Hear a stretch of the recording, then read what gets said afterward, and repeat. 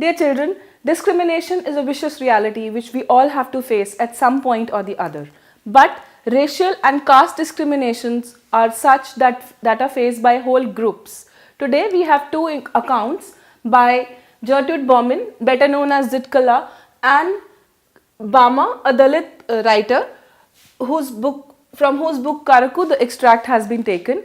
This is about racial as well as caste discrimination that these two faced as children and how they developed their senses to fight the discrimination. Both stories talk about marginalization of communities. Here in the the Dalit community is marginalized as the caste discrimination, and in Zitkala's account, racial discrimination is seen by the marginalization of the American Indian natives. And both have the account of reflections of their childhood, how a particular incident affected their psyche and how they developed themselves to fight the discrimination. Then both are the victims of prejudice when they were younger, and both fight against it in their own ways, mainly with the power of the pen, with their writings. Now, racial discrimination is faced by Zitkala when America was colonized by the Britishers. The Indian native race was forcibly made to abandon their culture and adopt the British culture and ways. The children were taken up in hordes and schooled in mission schools. This is a story of that type. The little girl is taken to she is from an American Indian native race, and she is taken to a British school, a Carlisle Indian school, where they are colonized and they are made to follow the British ways of eating, dressing, and even keeping her hair.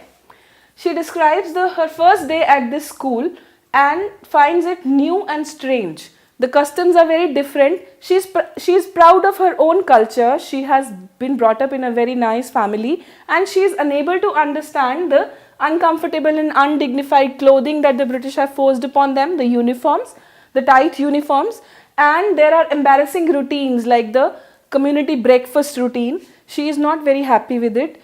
She is very disturbed by the institutionalized eating. She is habitual of eating when she was hungry, so she even objects to that. Then she gets to know that they were planning to cut her long hair. In her community, it was a proud thing to have long hair. It was a cultural thing to have long hair, and personally also she wanted her long hair. She loved them. So she decided to protest. When her friend told her that it is no use of protesting because they are more powerful, the Britishers are more powerful, she still said that she had to register her protest, and she goes and hides under the beds in a dorm. Ultimately, of course, she is found because she is no match to the power of the colonizers, and her hair are shingled, cut, but she does not give up easily. She tries to protest and hides herself. So she is not a coward, so she thinks that only cowards can get their hair cut in their culture, so she tries to protest it. And at the end of it, when her hair are cut and she is institutionalized, she is into the system, she feels like an animal who is herded along with no will of her own. Similarly, the second part of the extract is from Karaku. It is about a little girl who becomes aware of her indignities forced on the low caste people when she is only in her 3rd grade, that is, she is 6 or 7 years old, and then she remembers an incident where she saw an elderly person of her own community abase himself in front of an upper caste person. At first she does not understand why he is carrying the food packet away from his body and on a string, and she laughs about it. And when she goes home and tells her brother, who is a university scholar, about the incident, he then explains to her that it is not a funny thing, and how due to untouchability the old man was not allowed to touch the food that he was bringing for the upper caste man from the market. She is very disturbed by it, and then her brother inspires her to study hard because that was the only way to overcome this discrimination and fight it. and she decides to top her class every year so that she is able to become something and is able to fight the discrimination. Now both the stories show us discrimination.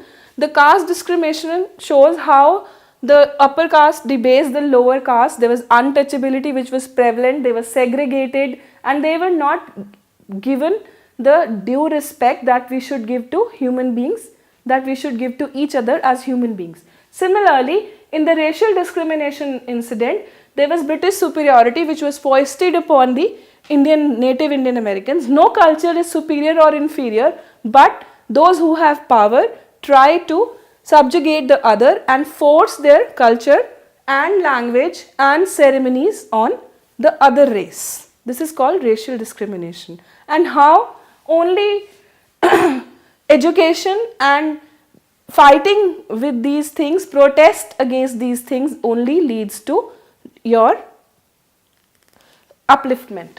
This is how both the stories are memories of little children who become later fighters against the discrimination.